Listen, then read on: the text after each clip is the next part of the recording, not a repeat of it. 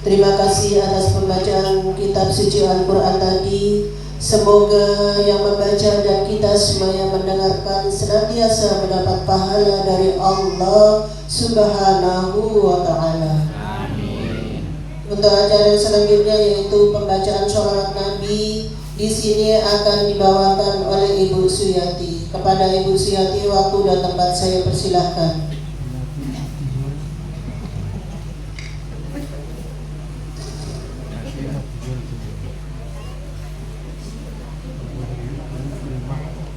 Hadirin dimohon berdiri sebentar.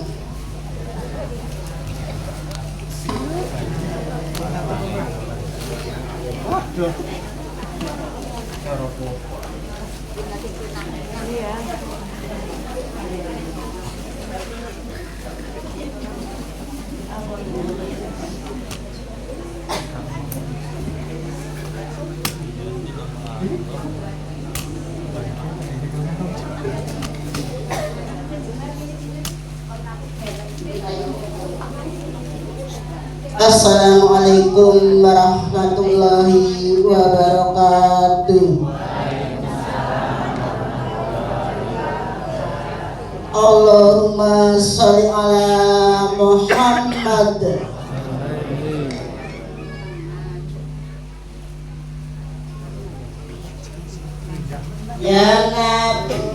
Ya Nabi salamun alaik, ya Rasul salamun alaik, ya Nabi salamun alaik, ya Rasul salamun alaik, ya Habib salamun alaik, sholawatullah alaik, ya Nabi salamun alaik, ya Rasul salamun alaik, ya Nabi salamun alaik, ya Rasul salamun alaik, ya Habib salamun alaik, sholawatullah alaik. Asraqal badru alaina fartafat minhu badru. Asraqal badru alaina fartafat minhu badru. Misla husni ma ra'aina qatu ya wajah surur.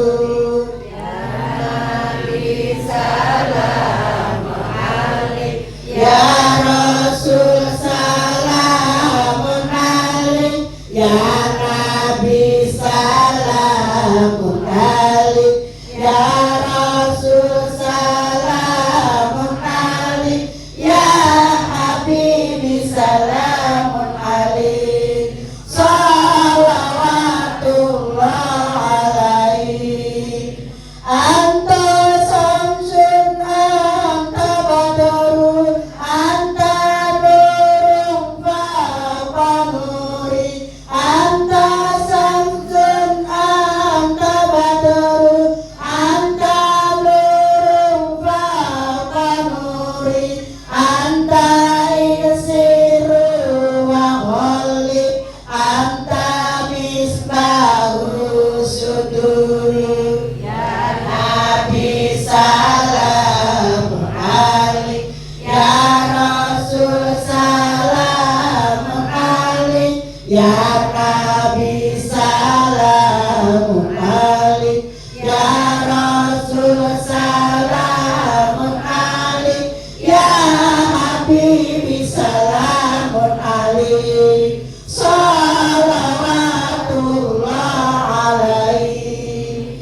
Ya Habibi ya Muhammad, ya Arusal Khafiqaini, ya Habibi ya Muhammad, ya Arusal Khafiqaini, ya Muayyad ya Mumazzad, ya Imam al-Qiblatain. Nabi salamun alaik, ya Rasul salamun alaik, ya Nabi salamun alaik, ya Rasul salamun alaik, ya Habib salamun alaik, sholawatullah alaik. Wallahu muwaffiq ila aqwamit thoriq. Wassalamualaikum warahmatullahi wabarakatuh. Wa bihi nasta'inu ala umuri dunya waddin, wassalatu wa taslimu ala khairu khalqihi Muhammadin wa ala alihi wa sahbihi ajma'in. Amma ba'du. La haula wa la quwwata illa billahil aliyyil azim. Kepada Bapak Ustaz Samhari dan jauh-jauh dari Sukarame sampai sini, alhamdulillah, terima kasih.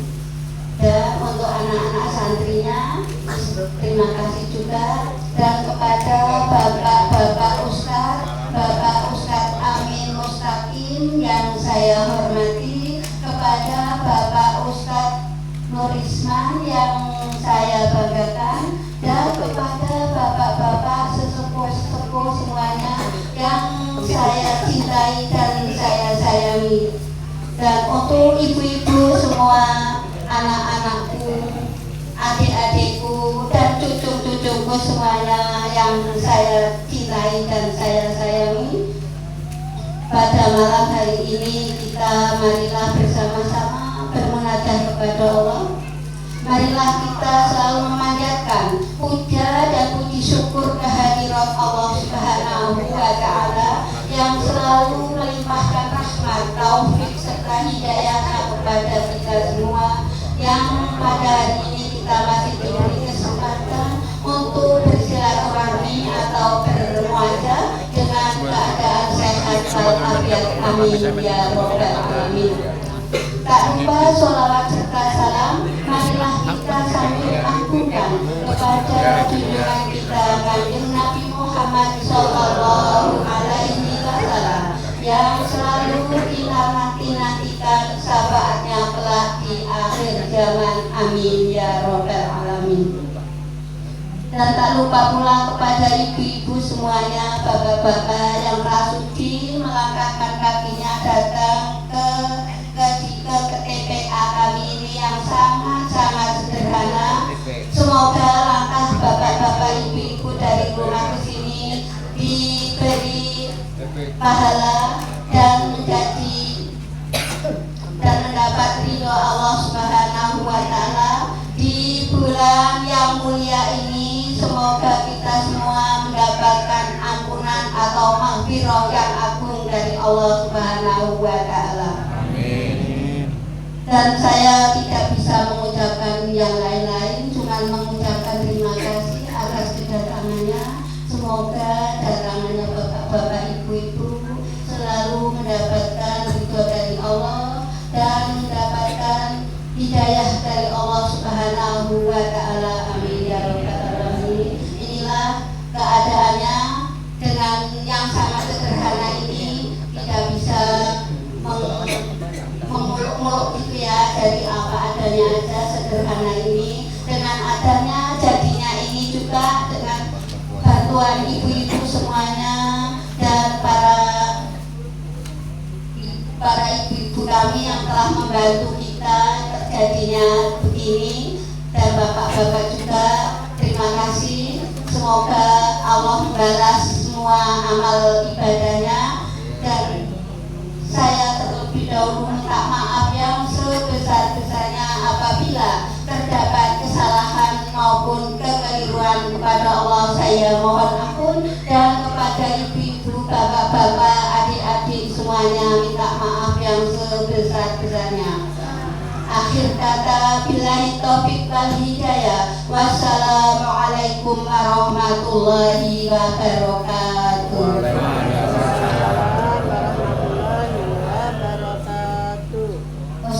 Ya, bareng-bareng Allahumma barik lana fi Rajab wa Sya'bana wa balighna Ramadana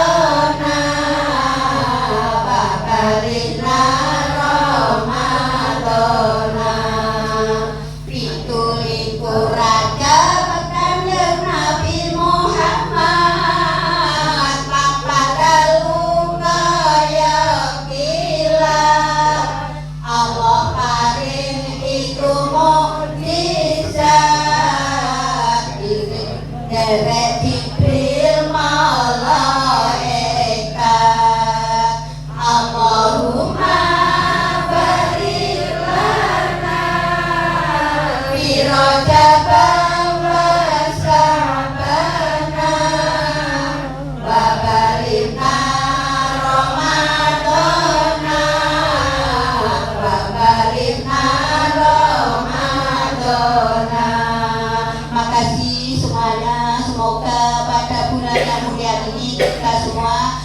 selalu mendapatkan ridho dan barokah Allah Subhanahu wa taala. Amin ya rabbal alamin.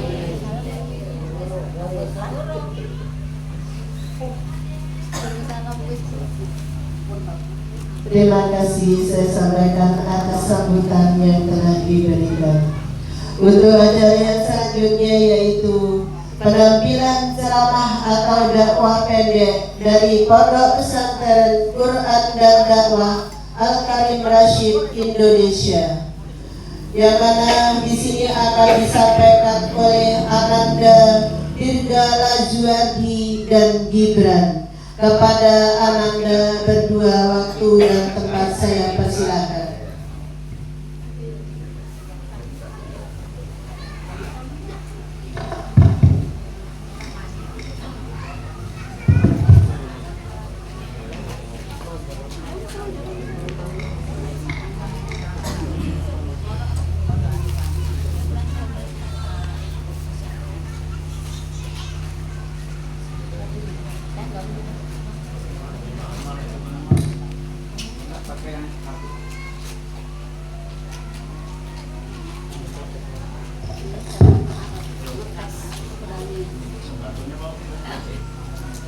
Bismillahirrahmanirrahim.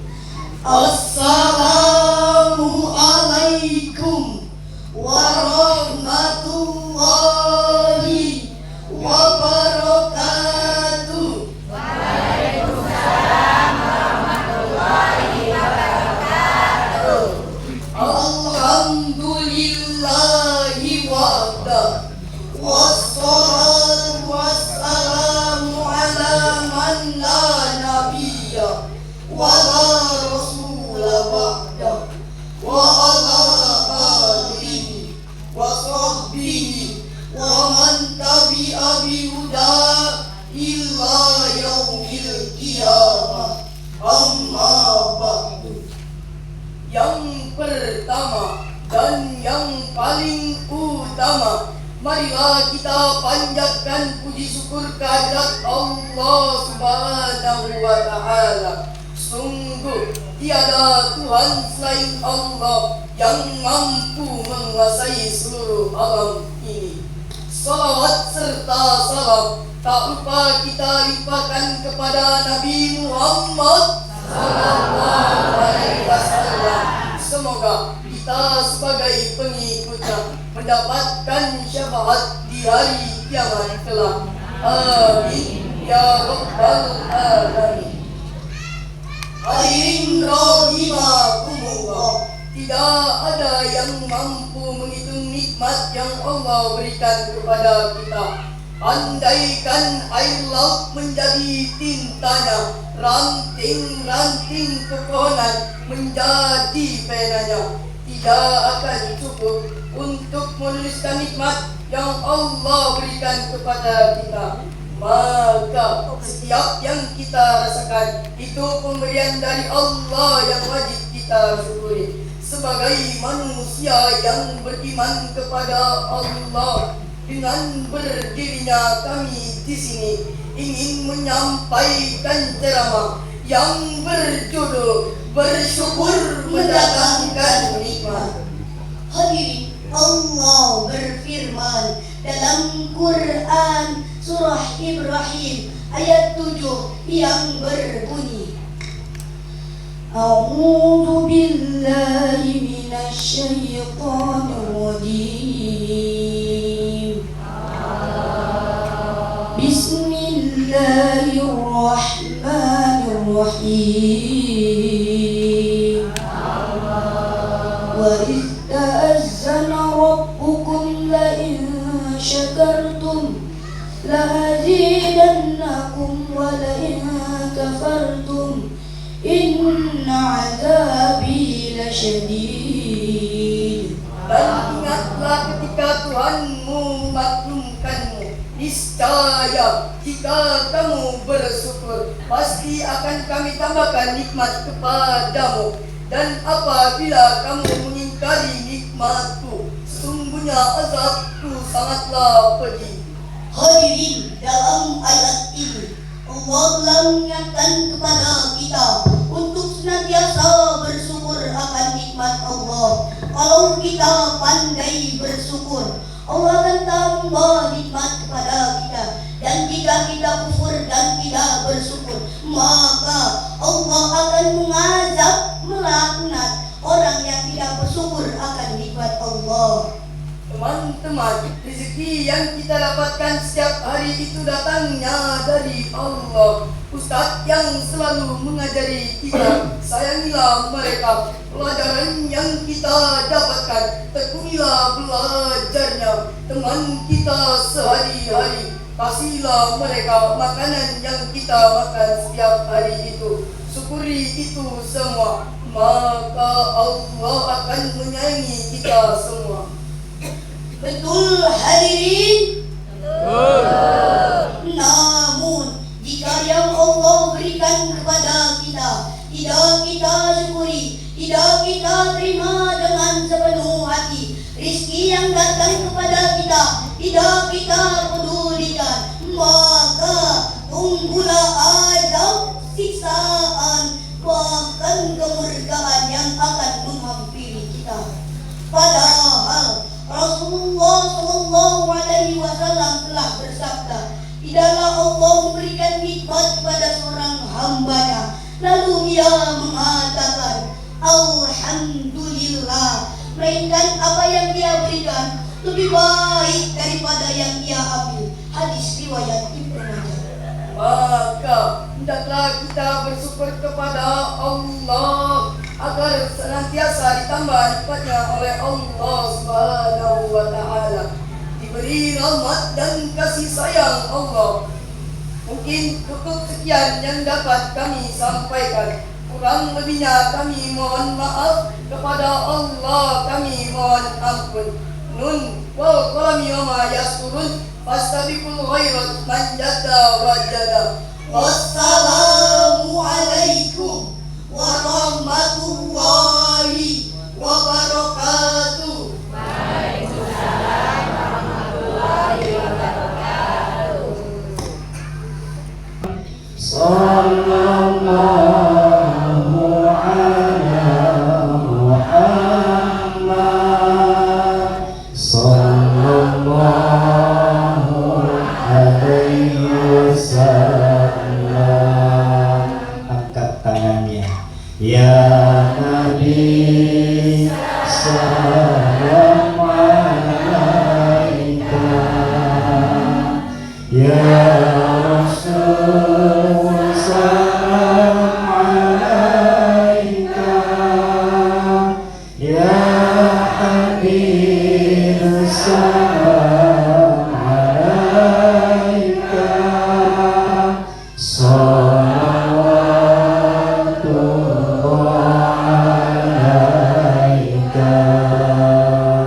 Allahumma salli wa sallim wa barik alaihi. Bismillahirrahmanirrahim. Assalamualaikum warahmatullahi wabarakatuh.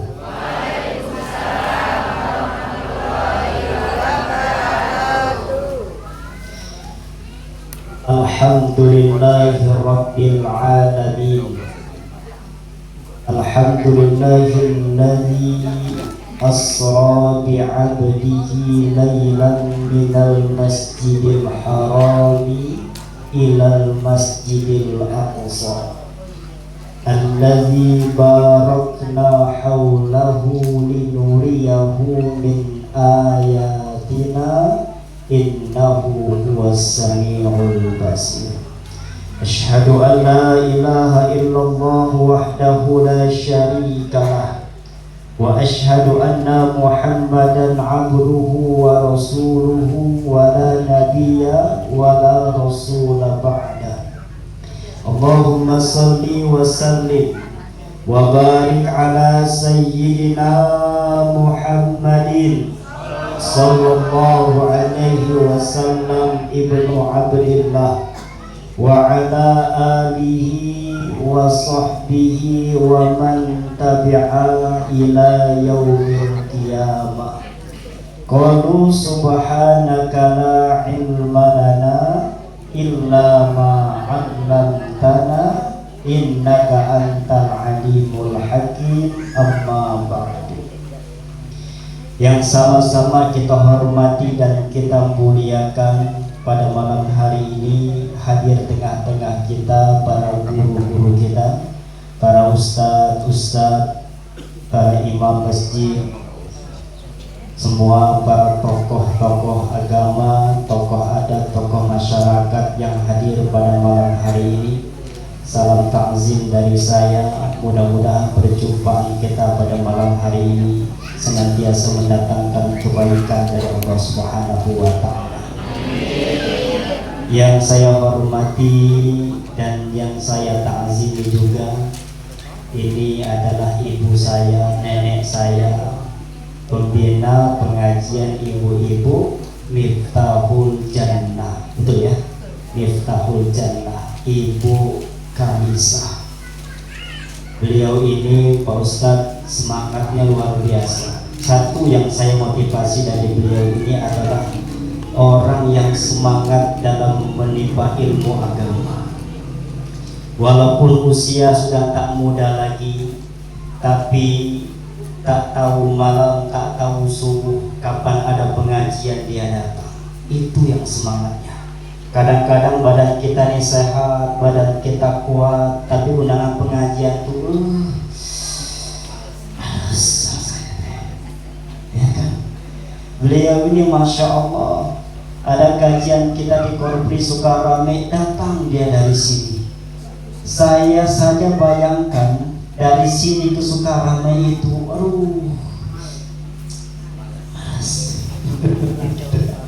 beliau datang subuh-subuh, beliau datang taklim kita, taklim subuh datang beliau. Apalagi beliau senang kita buka pesantren di bawah di Sukabanjar. Besok taklim subuh, senang beliau, lebih dekat di Sukabanjar daripada Sukarame. Selalu datang beliau. Kalau badan beliau sehat, datang. Masya Allah, mudah-mudahan beliau panjang umur, berkah umurnya, berkah ibadahnya. Semoga senantiasa diberikan kemuliaan di sisi Allah Subhanahu wa Ta'ala. Beserta dengan keluarganya, alhamdulillah ada Ibu Mufliha, ya, Bapak Anwar. Ini keluarga ini yang ngaji anaknya, yang tukang kameramen anaknya juga. Mantunya, ya. Ini hebat ini keluarga ini. Karena seorang ibu yang semangat, anak-anaknya juga menjadi anak yang semangat, insya Allah. Serta dengan Bapak Ibu jamaah semuanya, insya Allah mudah-mudahan kita yang hadir pada malam hari ini senantiasa diberikan keberkahan oleh Allah Subhanahu wa Ta'ala. Amin ya rabbal alamin.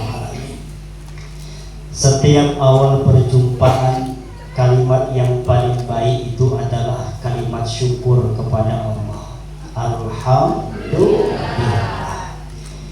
Karena dengan syukur ini kita bisa merasakan betapa nikmat yang kita dapatkan dari Allah Subhanahu wa Ta'ala.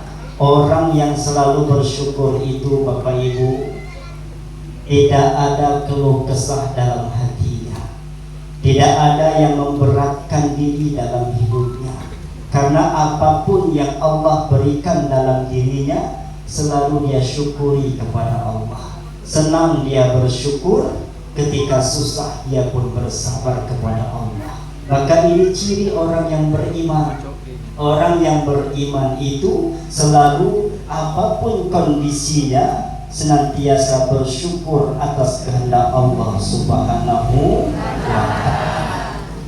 Kadang-kadang kita ini kalau senang itu syukurnya luar biasa, alhamdulillah.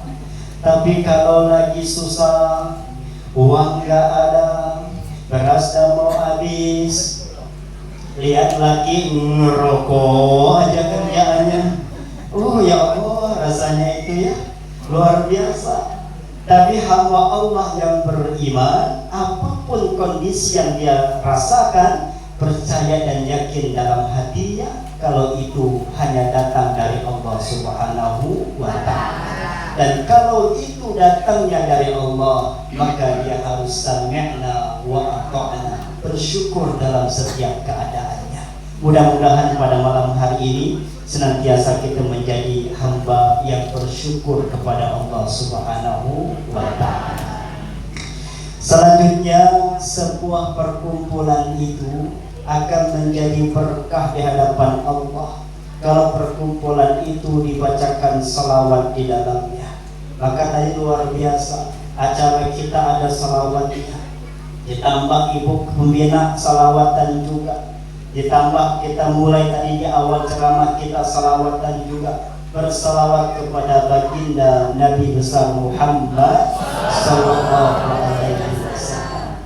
Bapak Ibu, salawat itu bukan perintah para ulama, salawat itu bukan perintah kiai, tapi salawat itu perintahnya langsung datang dari Allah Subhanahu wa ta'ala. Maka kata Allah, innallaha wa malaikatahu yusalluna 'alan nabi. Kalau Allah saja, zat yang menciptakan alam semesta ini, termasuk kita di dalamnya, Allah berselawat kepada baginda Nabi besar Muhammad sallallahu alaihi wasallam. Wa malaikatahu, malaikat-malaikatnya Allah. Malaikat itu makhluk yang tidak pernah salah, makhluk yang tidak pernah dosa. Karena malaikat itu difitrahkan untuk selalu mentaati perintah Allah Subhanahu wa ta'ala. Kalau kata Allah sujud, sujud, nggak pernah berdiri sebelum diperintah berdiri, itu malaikat. Kalau kata Allah tawaf, tawaf, nggak pernah berhenti kalau bukan kata Allah berhenti. Kalau kata Allah cabut, cabut, nggak pernah salah cabutnya. Jadi jangan pernah beranggapan kayaknya malaikat salah cabut kayaknya. Nggak pernah salah malaikat cabut itu. Ya, nggak pernah salah.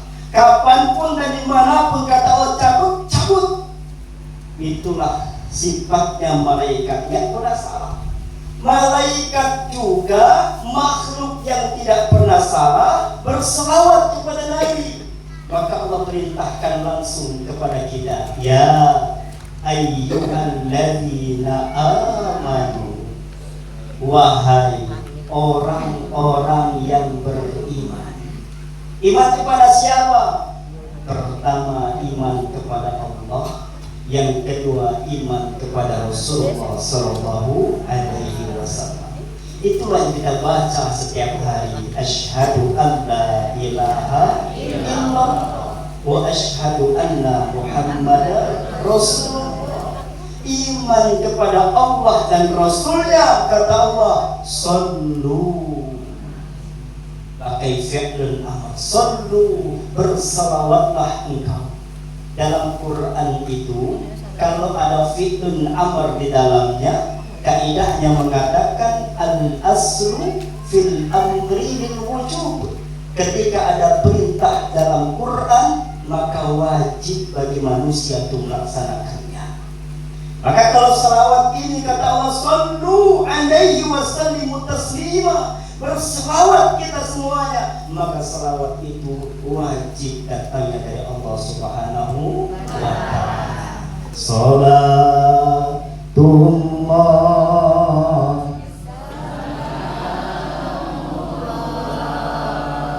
ala Taha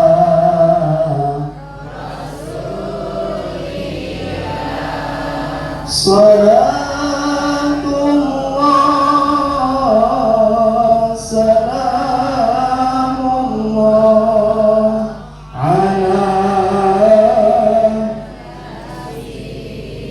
habibillah ala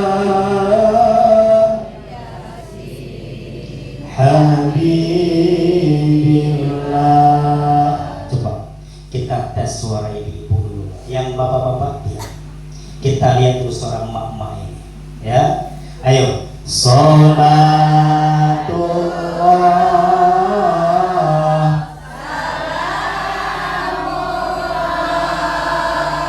ala Taha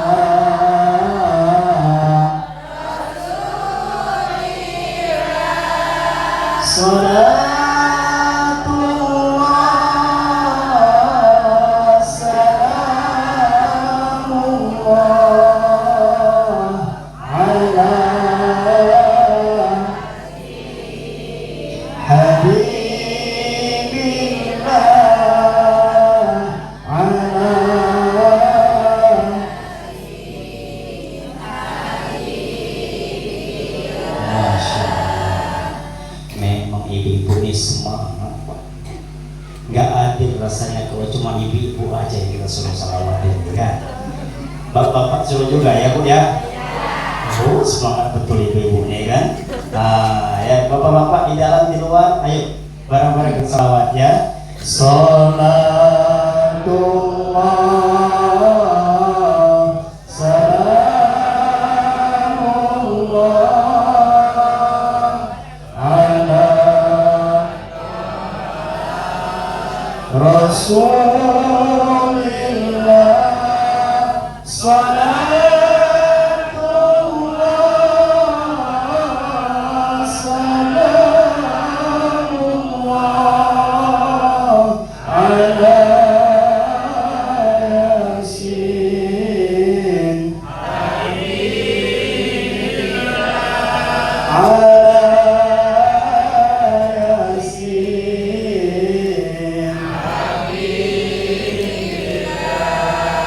Masya Allah, saya baru di Pinang Jaya ini dengar bapak salawatannya semangat sekali. Masya Allah ya, mudah-mudahan kita semuanya akan diakui selaku umat Nabi Muhammad SAW dan kita pun mendapatkan syafaatul uzma di hari kiamat nanti, dan kita pun akan minum telaga di telaganya nanti, dan kita pun akan masuk surga bersama Rasulullah SAW. Amin ya Rabbal Alamin. Apa kabar Bapak Ibu, sehat semuanya? Alhamdulillah. Bapak Ibu yang saya muliakan, pada malam hari ini bertepatan kita pada bulan Rajab 1447 Hijriah. Bulan Rajab ini salah satu bulan yang dimuliakan oleh Allah. Dalam Quran ada 4 bulan yang Allah muliakan. Yang pertama Zulqa'dah, yang kedua Zulhijjah, yang ketiga Muharram, dan yang keempat adalah bulan Rajab. Ampun ibu, tidak jadi salah lagi. Allahu Akbar ya. Ini penyakit tahunan Pak Ustaz. Setiap Rajab ditanya, lupa lagi 4 bulan ya kan. Setiap bulan-bulan haram tanya lagi, lupa lagi. Yang mana namanya bulan haram itu?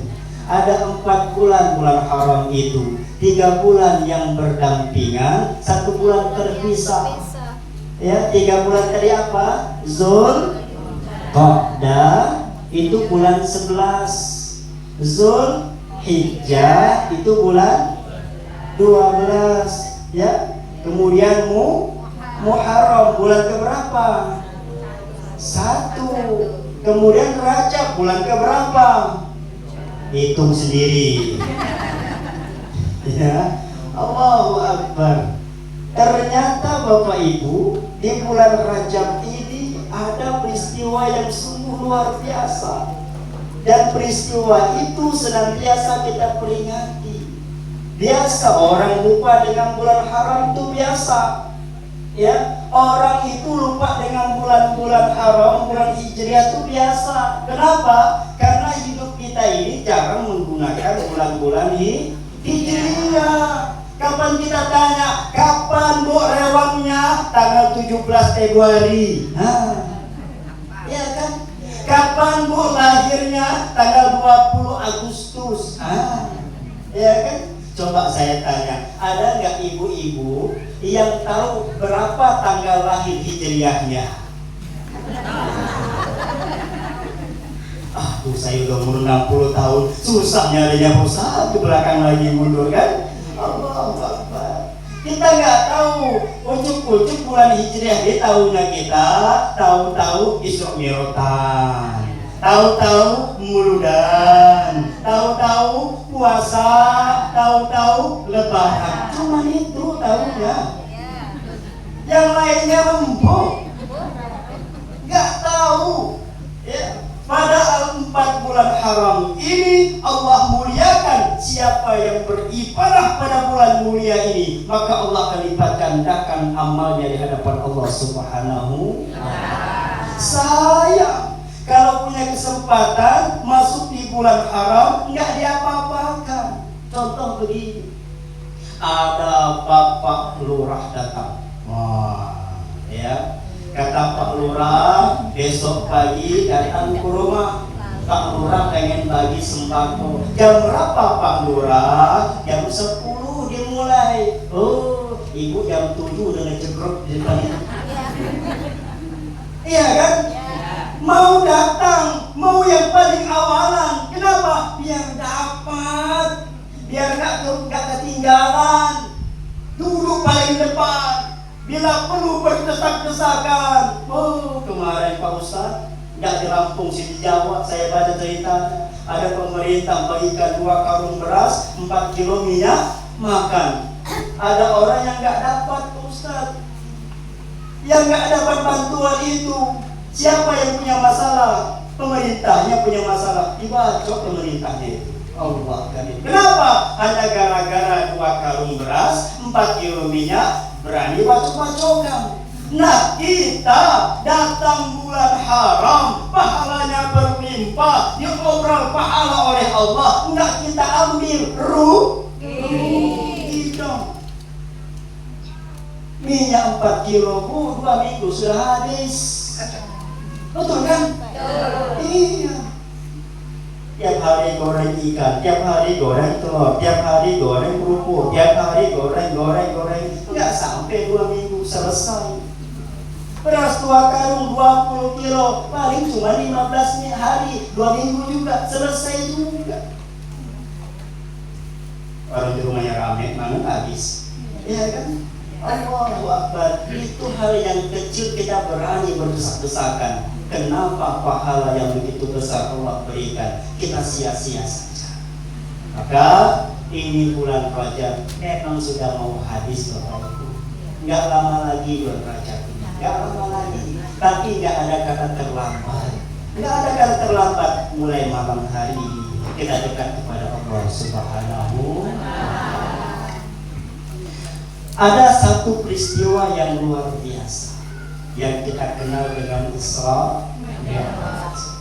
Saya yakin dan percaya tiap tahun Bapak Ibu ini memperingati Isra Mi'raj, baik di pengajian, nanti mungkin ada di masjidnya, ada di mana-mana, ya, di mana-mana kita Isra Mi'raj. Ya. Sama Bu, Ustaz juga Isra Mi'raj juga. Ini Ustaz mah. Saya mau maaf Pak Ustaz, ibu-ibu sekalian, saya ini kalau ceramah itu tidak mengharapkan apa-apa. Tidak mengharapkan apa-apa, cuma satu yang saya harapkan, yaitu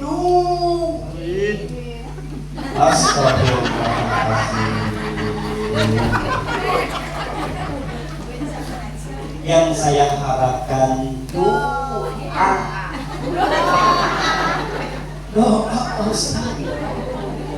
Ketika kita menyapa jamaahnya, Bapak Ibu sehat semuanya, sehat katanya, alhamdulillah sehat. Ketika dia berucap sehat itu, bayangkan ada berapa puluh yang datang pada malam hari ini, ada berapa puluh yang berdoa yang muncul kepada saya pada malam hari ini. Doa itu yang saya harapkan. Kalau duit mah enggak, jangan khawatir. Biasanya nanti kalau sudah selesai ceramah, ya kan,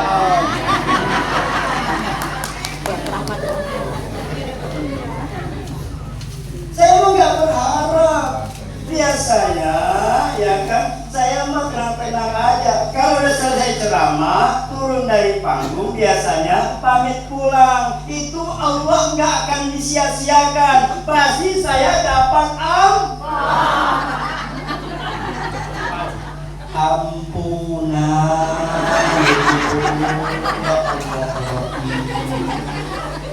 Orang yang datang ke majelis ilmu dari rumahnya didoakan oleh malaikatnya sampai kemudian duduk di majelis ilmu ini, Allah berikan ampunan kepada siapapun yang datang. Kalau ibu aja dapat ampunan, apalagi saya yang ceramahnya, kan paling banyak ampunannya. Itu yang saya harapkan.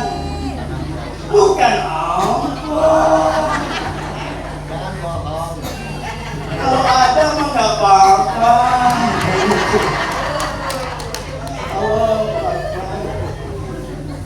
Nggak di Pinang Jaya, nggak di mana-mana, sama aja ibu-ibu nih kan. Mulu pikirannya. Ya, itu berkah kita Isra Mi'raj ini. Ya, mudah-mudahan kita semuanya bisa ambil hikmahnya. Baik. Walaupun tiap tahun kita Isra Mi'raj, pada malam hari ini minimal ada 3 poin yang bisa kita ambil dari hikmah Isra Mi'raj. Wah, banyak nih Bu, Ibu bawa pulang 3 ini selamat sudah. Ya kan? Saya yakin selamat sudah. Insya Allah. Ya. Yang pertama, berawal dari 10 tahun kenabian. Berarti Nabi dilantik menjadi Nabi dan Rasul ada 10 tahun. Berarti kala itu berapa usia Nabi? Ini kalau ujian dapat 0 Pak Ustaz. Besok di pengajian Pak Ustaz kasih soal ujian. Ya. 10 tahun masa kenabian. Berarti berapa usia Nabi kala itu? 50. Nabi diangkat, Muhammad diangkat menjadi Nabi dan Rasul usia berapa? 40 tahun. 10 tahun masa kenabian berarti berapa usianya? Memang agak repot ibu-ibu nih kalau ngitung umur. Kalau ngitung cis, wah cepat. Nggak sering nggak, ya. Umur 50 tahun, 10 tahun masa kenabian, maka Allah berikan ujian yang luar biasa. Pertama, Allah wafatkan paman tercinta beliau. Siapa namanya?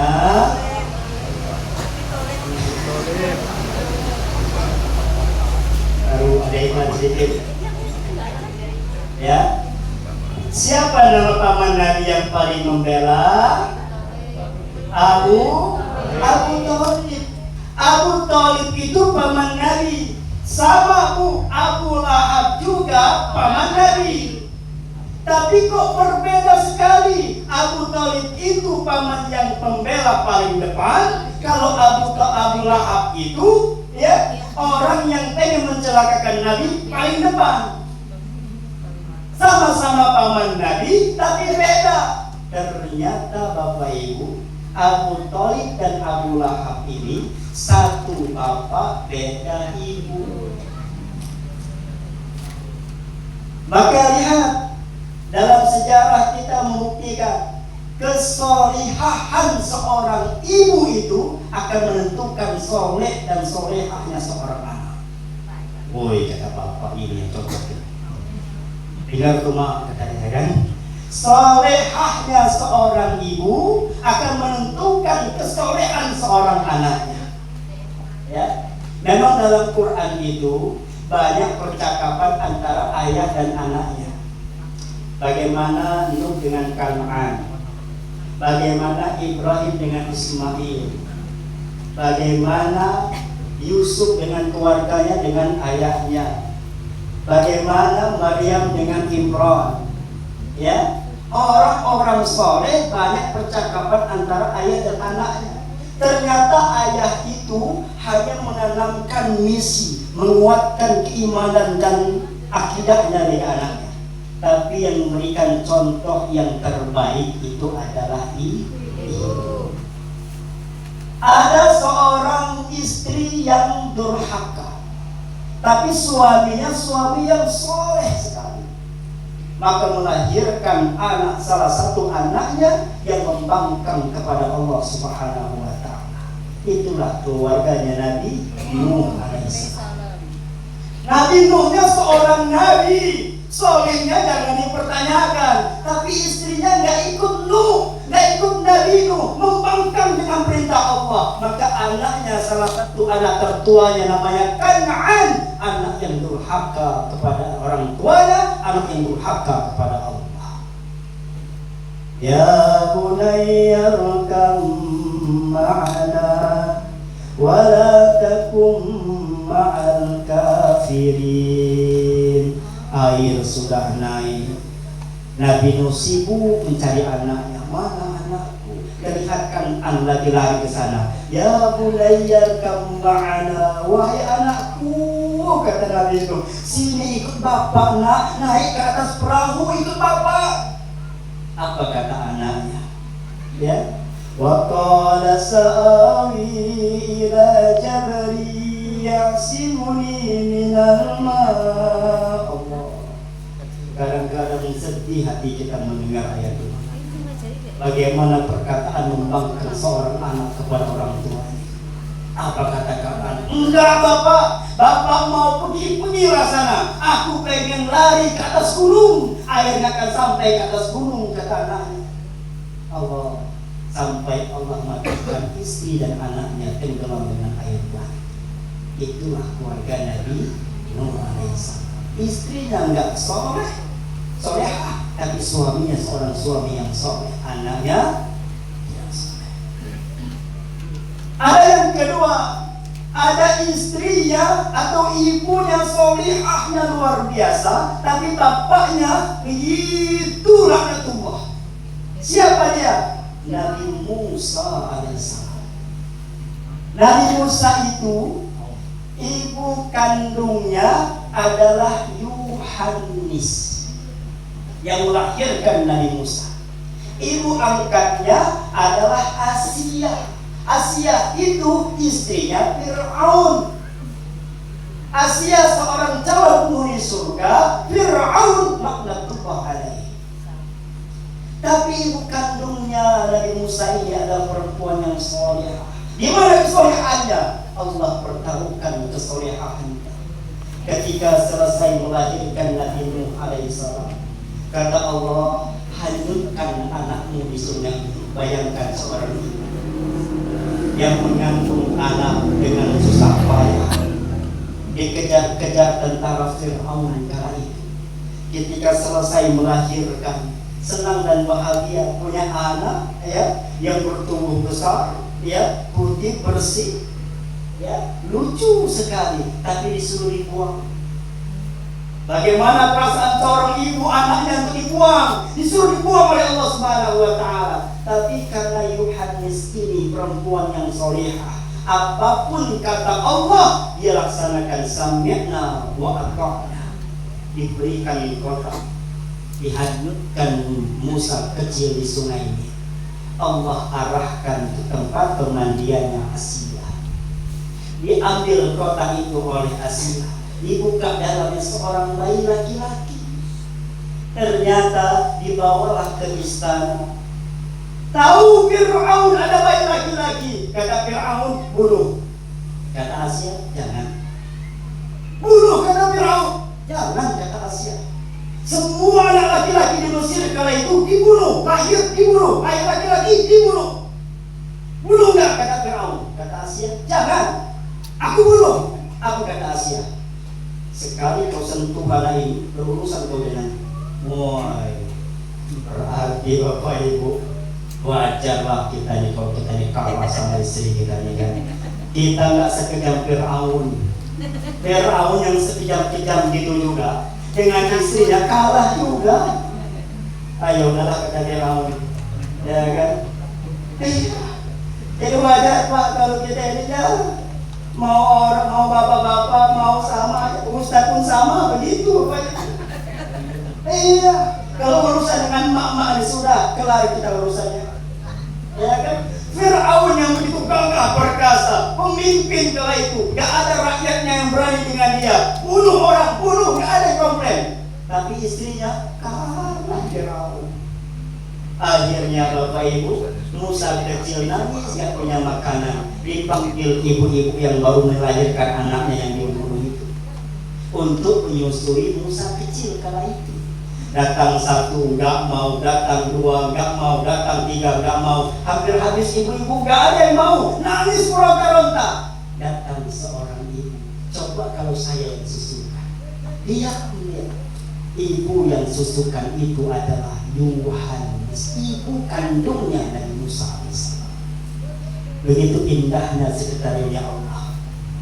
Bayangkan, Ibu Yohanes bisa mengurus anak kandungnya, bahkan di dalam istana Fir'aun, bahkan dalam perlindungan Fir'aun, dengan tenang dia membesarkan Musa itu. Kalau Yohanes tadi nggak mau nuruti perintah Allah, mungkin dia sudah lari dikejar-kejar sama tentara Fir'aun. Mungkin sudah mati anaknya dibunuh sama tentara di Fir'aun. Tetapi Nabi Musa alaihissalam, ibunya adalah ibu yang solehah, patuh dengan perintah Allah. Sekalipun berat rasanya, sedih rasanya, tapi itulah perintah Allah. Skenario-nya Allah bagus sekali. Ya, Nabi Musa, orang tuanya, ibunya solehah, ibu angkatnya solehah, walaupun bapak angkatnya Fir'aun, tetap menjadi anak yang soleh. Jadi bapak tuh ya nggak ada pengaruh dalam akhlak dan kehidupannya bagi anak-anak. Hanya menanamkan keimanan, akhlak, akidah yang baik kepada anak-anaknya. Maka perkataan seorang ayah kepada anak harus betul. Maka contoh seorang ibu dengan anak harus betul. Ada keluarga idaman, istri soleha, suami soleh. Itu keluarga Nabi Ibrahim alaihissalam. Ibrahim punya 2 istri dalam kisah. Walaupun dalam kisah lain 3 istrinya, tapi yang paling populer cuma 2. Ada yang pertama Siti Sarah, yang kedua Siti Hajar. Siti Hajar punya anak namanya Ismail alaihissalam. Siti Hajar orang soleh, Ibrahim orang soleh, punya anak soleh namanya Nabi Ismail alaihissalam. Siti Sarah orang soleh, ketika dia punya anak namanya Ishak alaihissalam. Dari keturunan Ishak menjadi nabi sampai kepada Musa Isa alaihissalam. Dari keturunan Ismail soleh sampai kepada Nabi Muhammad sallallahu alaihi wasallam. Maka itu doa kita Bapak Ibu. Rabbana hablana min azwajina wa dzurriyyatina qurrata a'yun waj'alna lil muttaqina imama. Minta kita pasangan yang soleh kepada Allah. Bahkan bukan hanya pasangan kita, tapi zuriat itu bukan anak kita saja, tapi cucu, cicit, terus keturunan kita menjadi orang-orang yang soleh dan soleh. Waj'alna lil muttaqina imama. Dan jadikan kami pemimpin bagi hamba-Mu yang bertakwa kepada Allah Subhanahu wa ta'ala. Maka Ibu, Bapak-bapak, setelah selesai sholat jangan tinggalkan doa ini. Rabbana hablana min azwajina wa dzurriyyatina qurrata a'yun waj'alna lil muttaqina imama. Dalam Quran surah Al-Furqan, cari sendiri. Nanti pulang baca surah Al-Furqan. Tadi pertama saya hadis mana kalimat ayat ini? Hafalkan. Ya, insya Allah kita mendapatkan anak cucu keturunan yang soleh. Maka itu Bapak Ibu, beda ibu, beda karakter. Abi Thalib ini orang yang sangat membela Nabi. Abu Lahab ini sangat orang yang pengen membunuh Nabi. Beda karakter. Meninggal Abu Thalib kala itu.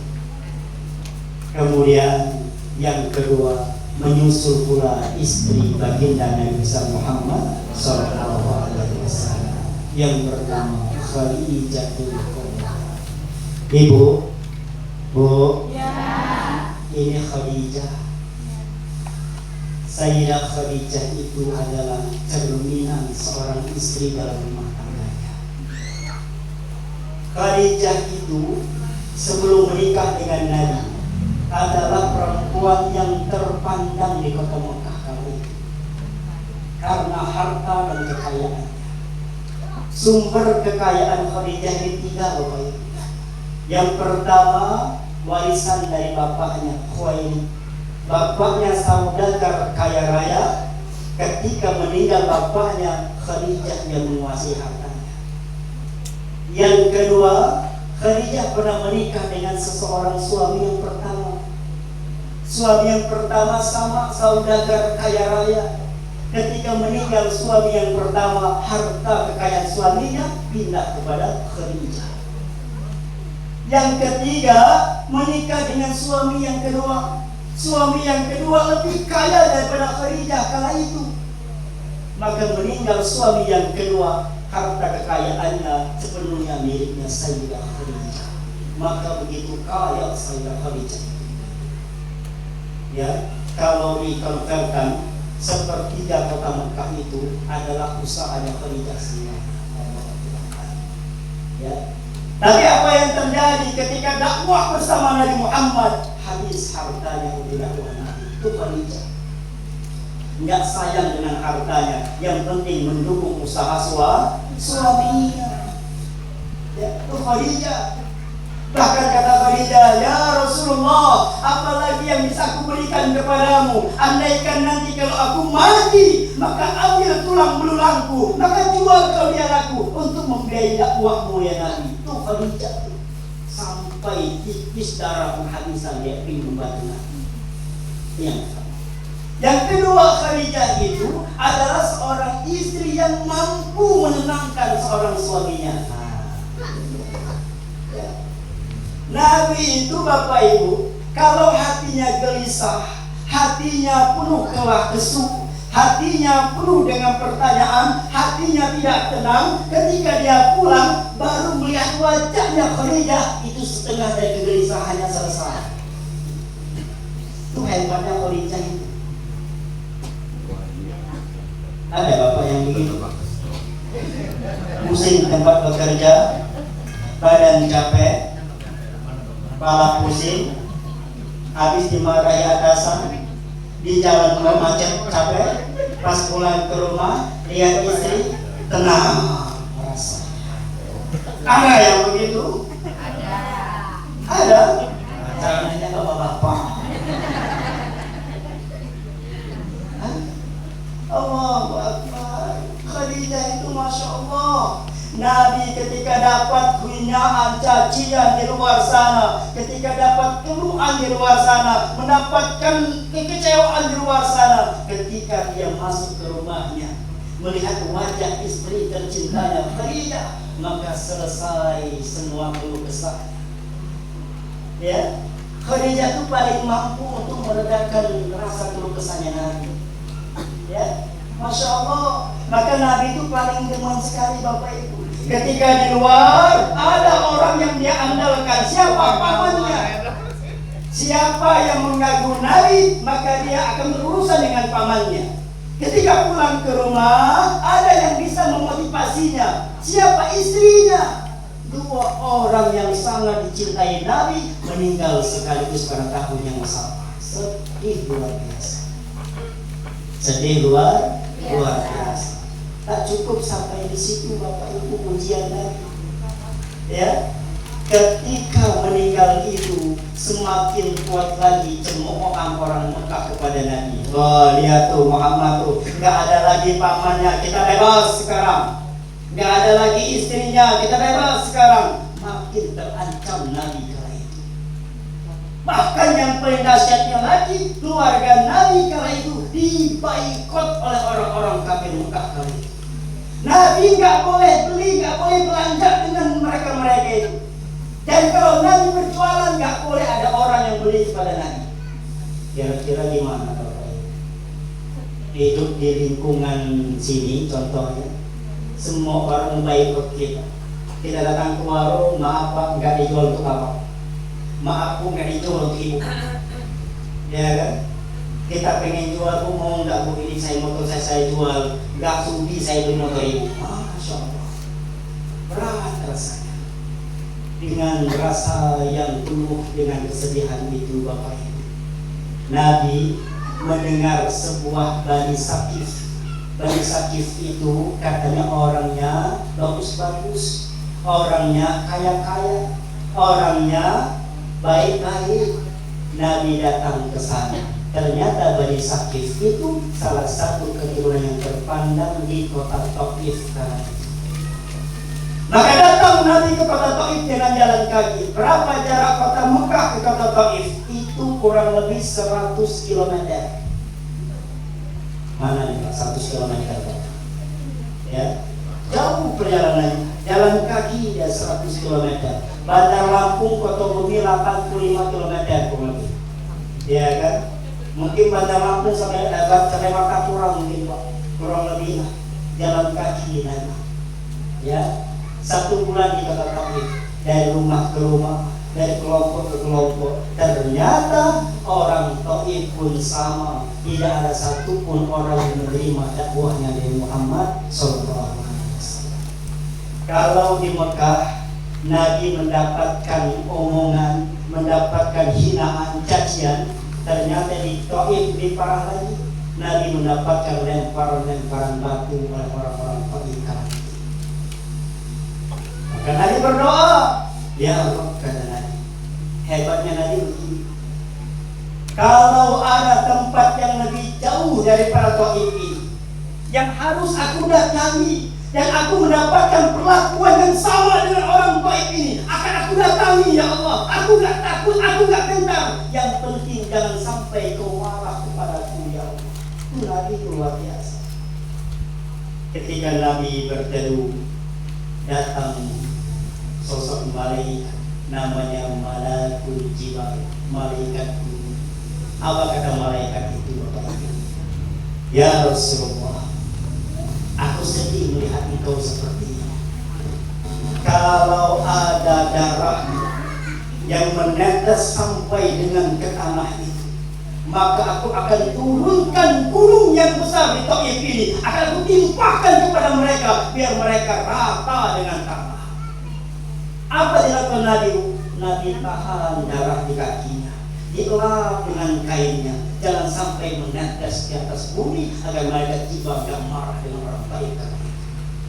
Andaikan kita Bapak Ibu, ya sama, andaikan ada darah menetes di kaki di bumi ini, maka kau timpahkan gunung itu. Mungkin bagi kita langsung kita gosok-gosokkan bumi itu.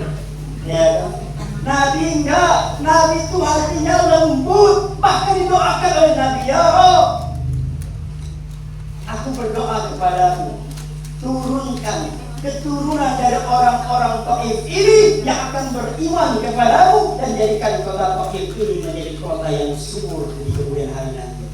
Maka sekarang Taif itu hijau. Kalau yang umroh ini pernah ke Taif ya, jalan-jalan ke Konek itu sekitar 2,5 jam. Biasa kita umroh jalan-jalan ke Taif, naik kereta gantung biasanya. Dia bisa melihat pemandangan dari atas bagaimana hijaunya kota Taif. Buah-buahan yang kita makan di hotel Mekah itu banyak dari Taif. Pisangnya besar, ya kan? Wah, bagus-bagus buah-buah banyak dari Taif. Doa Nabi Muhammad SAW. Dan sekarang semua penduduk di Taif itu beriman kepada Allah Subhanahu wa Ta'ala. Pulang Nabi tak dapat hasil, dia dapat di Taif. Apakah pulang dengan rasa kecewa? Tidak. Nabi pulang dengan rasa yang tenang dan lega. Sampai di Mekah, Allah berikan undangan yang luar biasa. Dari kisah yang pertama ini Bapak Ibu, Allah ingin menunjukkan rumah habis waktu ini. Cek ini. Ya. Pelajaran yang pertama, seberat apapun ujian yang Allah berikan kepada kita, jangan pernah putus asa dengan rahmat Allah Subhanahu wa Ta'ala.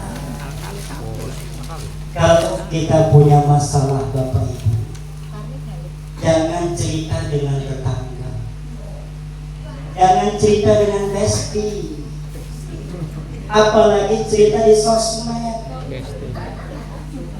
Kalau kita punya masalah, cerita dengan tetangga, cerita dengan besti, cerita di sosmed, bukan selesai masalahnya, tapi nambah masalah. Nggak selesai masalah kita.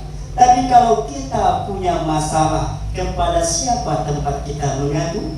Allah Subhanahu wa Ta'ala. Bangun tengah malam, salat 2 rakaat, duduk kita bersimpuh, angkat kedua tangan kita, Ya, curhatkan kita dengan Allah. Ibu kalau habis sholat, habis tahajud, nggak usah sibuk dengan doa bahasa Arab kalau nggak bisa. Gimana Pak Ustaz, saya mau sholat tahajud, kenapa? Terkenalnya apa? Doanya nggak bisa. Doa tahajud itu panjang katanya. Nggak usah pakai bahasa Arab, pakai bahasa Jawa pun jadi. Iya. Pakai bahasa Indonesia jadi. Pakai bahasa Lampung boleh. Bahasa apapun. Dan utarakan apa maksud dan tujuan hati kita kepada Allah. Allah memang Maha tahu. Tapi kita mengutarakan, mengadu kepada Allah. Dan Allah senang dengan orang yang selalu mengadukan permasalahannya hanya kepada Allah Subhanahu wa ta'ala. Maka dalam kisah ini seakan-akan Allah menunjukkan kepada kita, ya Muhammad, kalau dulu masih ada pamanmu, engkau masih ada orang yang kau andalkan ketika di Mekah, masih ada orang yang kau bisa kedepankan ketika di Mekah, ketika masih ada istrimu, masih ada orang yang bisa mengandalkan dirimu, masih ada tempat curhat engkau, masih ada tempat berbagi cerita engkau, masih ada orang yang memotivasi engkau. Tapi sekarang orang itu enggak ada lagi. Siapa tempat kau bercerita? Siapa tempat kau mengadu? Siapa tempat kau memotivasi? Kalau bukan kembali kepadaku, kata Allah. Ya, maka pelajaran yang pertama, apapun masalah kita, saya yakin semua kita ini punya masalah. Kecilan dari muka-muka, muka-muka banyak masalah. Ciri orang hidup itu adalah punya masalah. Kalau nggak mau masalah, maka jangan hidup. Ya,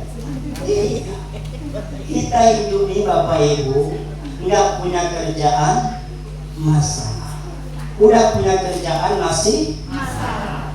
Punya pasangan, masalah. Punya pasangan, no masalah.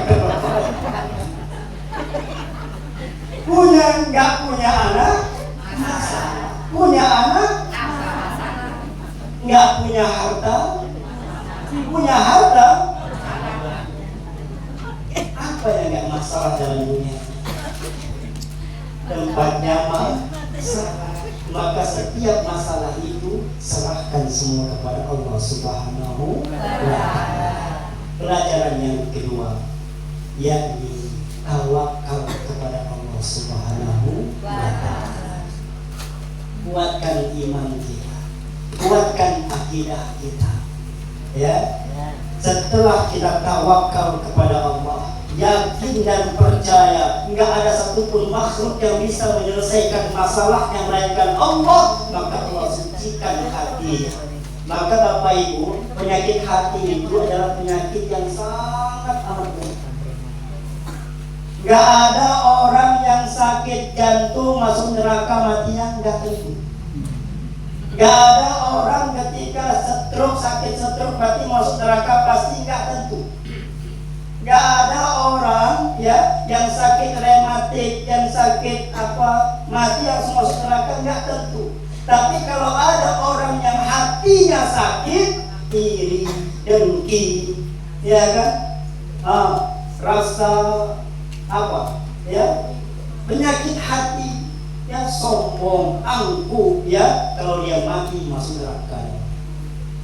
Maka penyakit yang paling berbahaya itu bukan penyakit diabetes, bukan penyakit rematik, bukan penyakit asam urat, bukan penyakit stroke, tapi penyakit yang paling bahaya itu berada dalam hati. Ya, di mana sakitnya Bu? Ya, ini bahaya. Maka tawakal kepada Allah, bersihkan hati kita dari sifat-sifat tergantung pada makhluk, bersihkan dari sifat-sifat kita tergantung pada makhluk, bersihkan. Hanya Allah yang ada dalam hati kita. Maka muncul zikirnya, Hasbi Rabbi Jalallah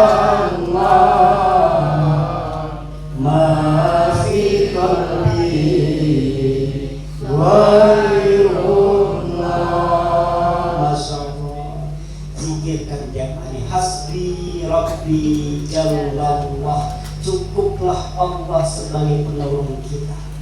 Ma fi qalbi ghairullah, enggak ada yang lain dalam hati ini melainkan hanya Allah Subhanahu wa ta'ala. Maka ketika Nabi sadar betul akan sikap itu, pulang dia ke Mekah dengan keadaan tenang sampai mendapatkan undangan dari Allah Subhanahu wa ta'ala. Subhanalladzi asra bi'abdihi lailan minal masjidil harami ilal masjidil aqsa. Dalam Quran disebutkan dengan kalimat subhana. Subhana, maha suci Allah. Allah ingin menunjukkan Bapak Ibu, kejadian dalam surah ini enggak ada makhluk yang mampu untuk melaksanakannya melainkan Allah Subhanahu wa ta'ala. Kenapa Allah perjalankan Nabi Muhammad dari Masjidil Haram sampai Masjidil Aqsa? Mekah ke Palestina itu jaraknya jauh 1420 km kurang lebih. Ada mengatakan 1500 km. Kalau dia jalan pakai unta itu bisa sebulan sampai dengan 2 bulan. Nah, Allah perjalankan Nabi Muhammad dari Masjidil Haram sampai Masjidil Aqsa. Maka ayat ini memang susah kita rasionalkan, tapi bisa sebenarnya. Nabi Muhammad SAW ketika dia Isra pakai apa bu kendaraannya? Burak. Kendaraannya pakai burak, bukan pakai unta, bukan pakai kuda, pakai burak, ya, sebuah kendaraan yang datang langsung dari Allah. Apa burak itu? Kita baca dalam Quran surah Al-Baqarah, ya, dan banyak dalam Quran disebutkan burak itu adalah cahaya kilat. Dalam ilmu fisika Bapak Ibu, cahaya itu kecepatannya 300.000 km per detik. Jadi kalau hanya 1.500 km, perjalanan Nabi ke Aqsa kala itu cuma berapa detik? Setengah detik aja. Itu kan cahaya. Orang kalau sudah lebih daripada 100 km per detik, maka semua akan jadi abu. Nabi Muhammad itu siapa? Anta syamsun anta nurun fawqa nuri. Nabi Muhammad itu juga cahaya.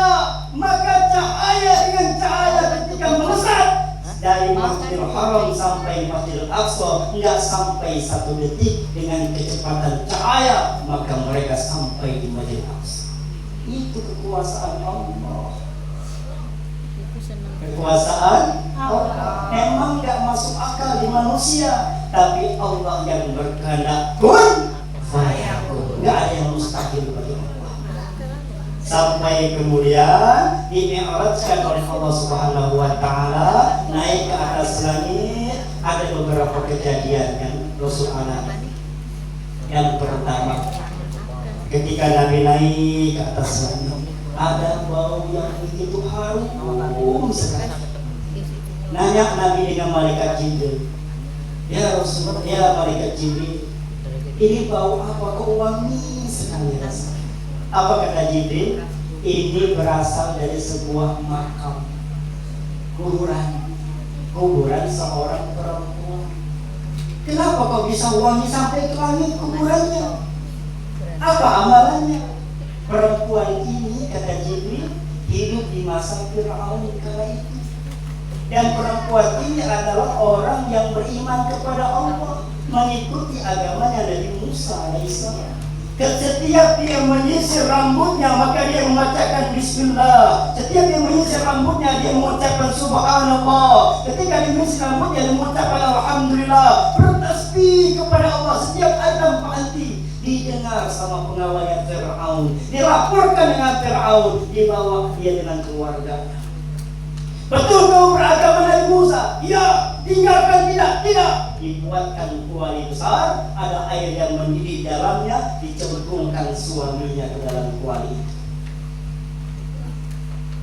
Masih kau ingin ikut Nabi Musa? Masih. Ambil anaknya, dicemplungkan juga anak dan suaminya ke dalam kuali panas itu, melepuh sampai mati suami dan anaknya.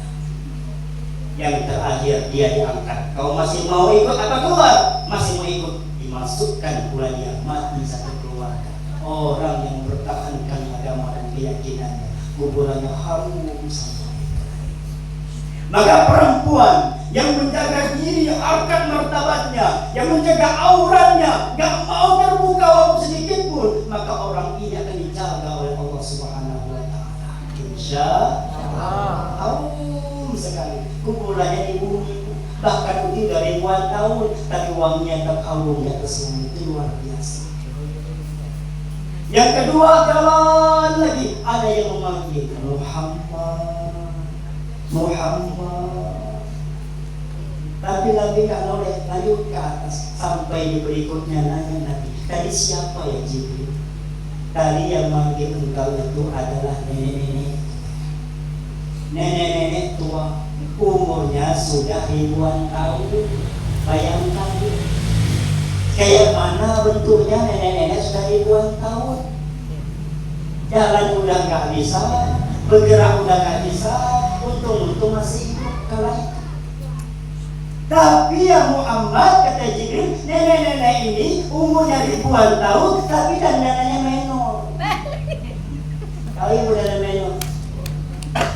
Dia pakai lipstick Bapak Ibu. Lipstick bibir atas warna orange, bibir bawah warna ungu. Dia pakai, bayangkan nenek-nenek pakai lipstick dari begini.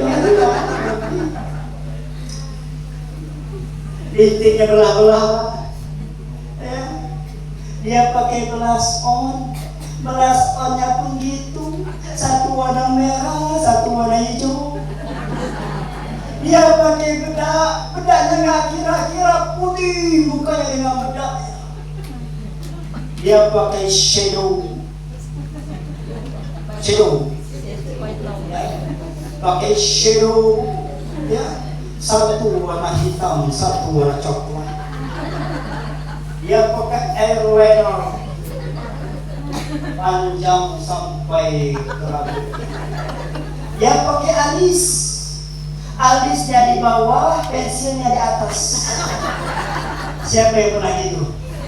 Saya pernah Pak Ustaz, bahwa ibu ini kata saya, alisnya di bawah, tapi yang dia gambar di atas.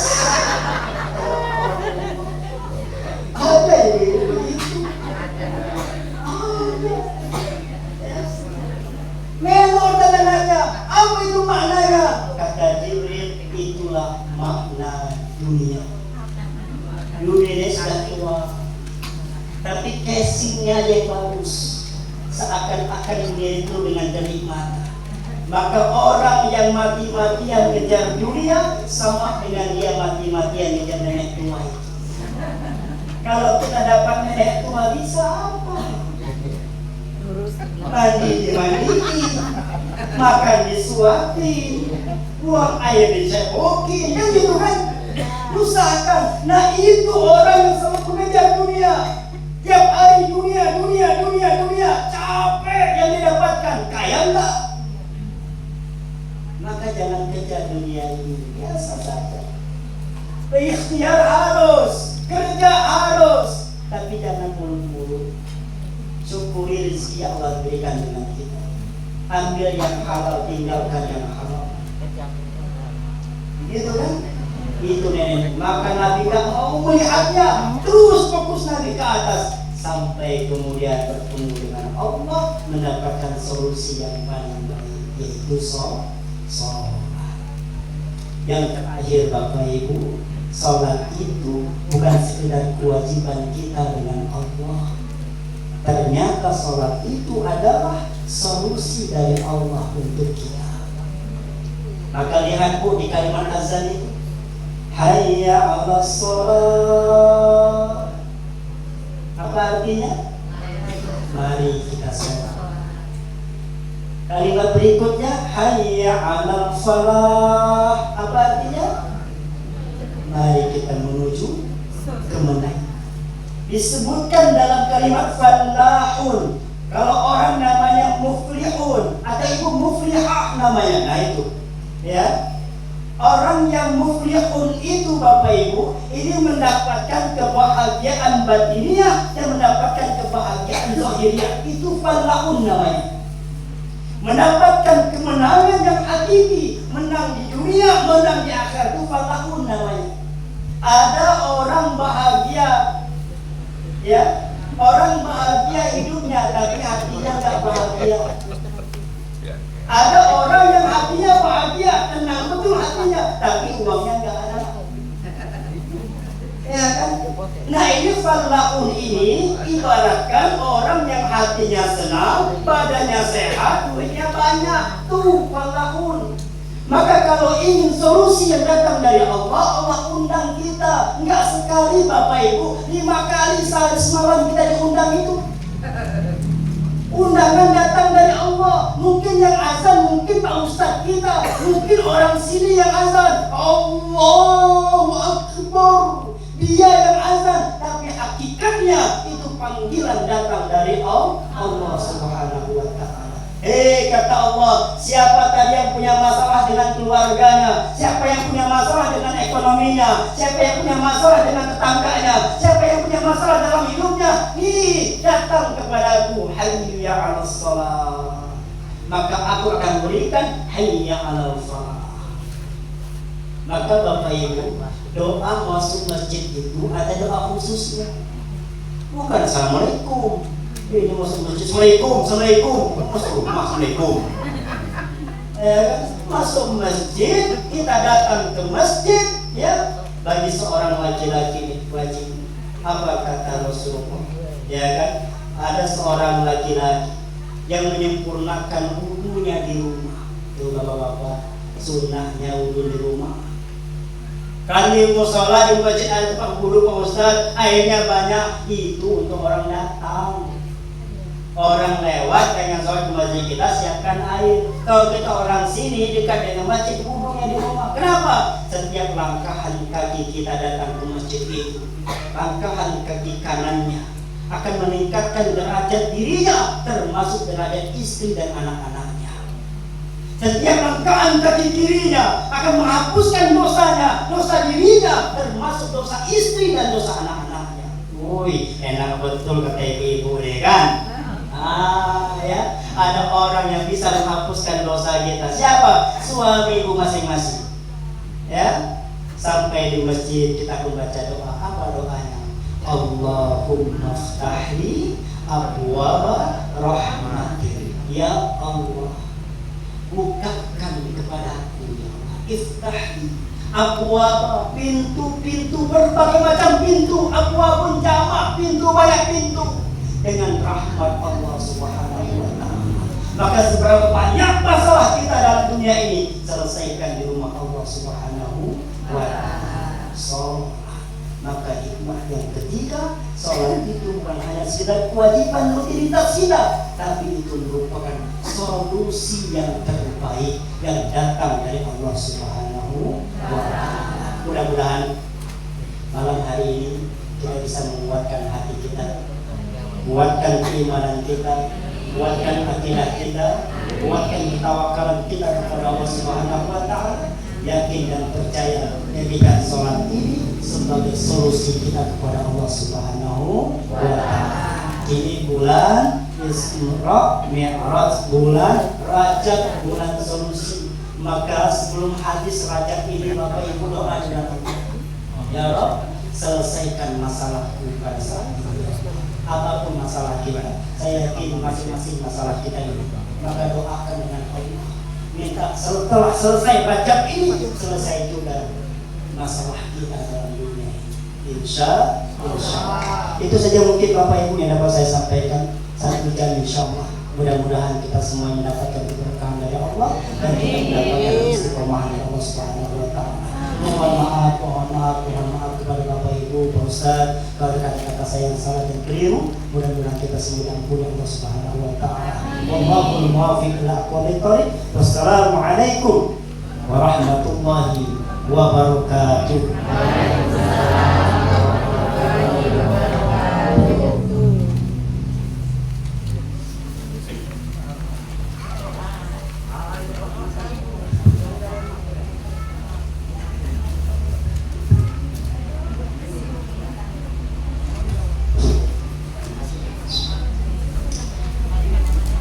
إلى هذه آخر الله تعالى بالشفاعة رسول الله صلى الله عليه وسلم ولأجل السلامة والعافية في الدنيا والآخرة ولأجله بيعة إلى صراط المستقيم سؤال بينهم الفاتحة أعوذ بالله من الشيطان الرجيم بسم الله الرحمن الرحيم الحمد لله رب العالمين الرحمن الرحيم مالك يوم الدين إياك نعبد وإياك نستعين اهدنا الصراط المستقيم صراط الذين أنعمت عليهم غير المغضوب عليهم ولا الضالين.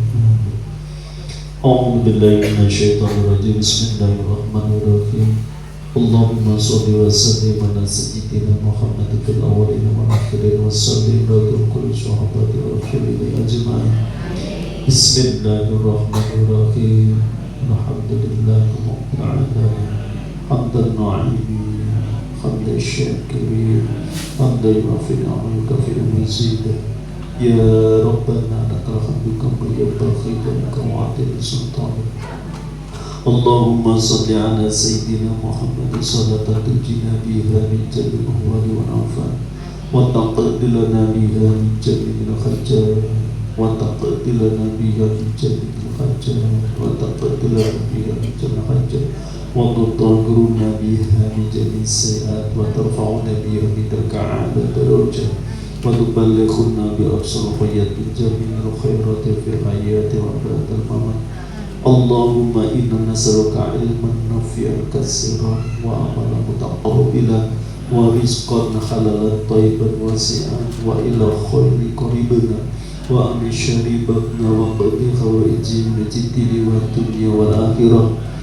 اللهم اجعلنا وأزواجنا وأولادنا وذريتنا وأهل بيتنا وأهل قريتنا وجميع تلميذنا من أهل العلم والخير ولا تجعلنا وإياهم من الشرير. ربنا اغفر لنا ذنوبنا ولوالدينا وارحمهما كما ربيانا صغارا. ربنا ظلمنا أنفسنا وإن لم تغفر لنا وترحمنا لنكونن من الخاسرين. ربنا لا تزغ قلوبنا بعد إذ هديتنا وهب لنا من لدنك رحمة إنك أنت الوهاب. ربنا إننا آمنا فاغفر لنا ذنوبنا وقنا عذاب النار. ربنا افتح بيننا وبين قومنا بالحق وأنت خير الفاتحين. ربنا آتنا من لدنك رحمة وهيئ لنا من أمرنا رشدا.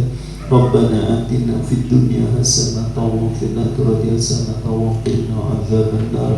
وصلى الله على سيدنا محمد النبي الأمي وعلى آله وصحبه وبارك وسلم. سبحان ربك رب العزة عما يصفون والسلام على المرسلين والحمد لله رب العالمين.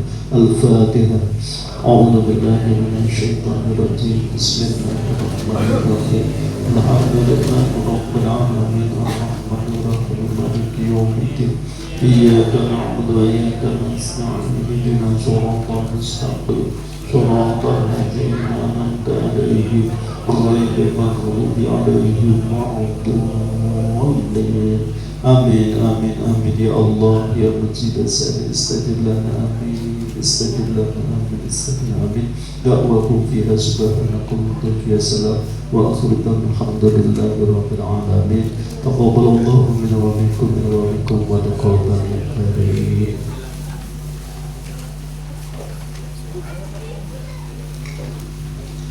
Terima kasih saya sampaikan kepada Ustadz Samhari S. Ros yang telah menyampaikan tausiahnya kepada kami semua. Semoga kita bisa mengambil hikmahnya.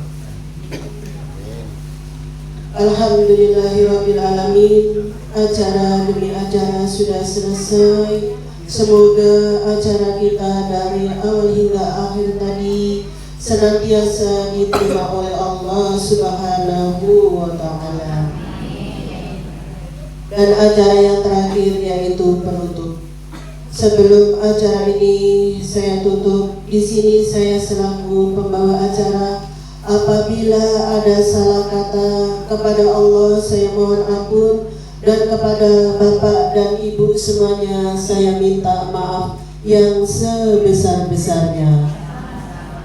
Marilah acara ini kita tutup dengan membaca lafaz hamdalah. Alhamdulillahirabbil alamin. Saya akhiri, wallahu muwaffiq ila aqwamit thoriq. Wassalamualaikum warahmatullahi wabarakatuh.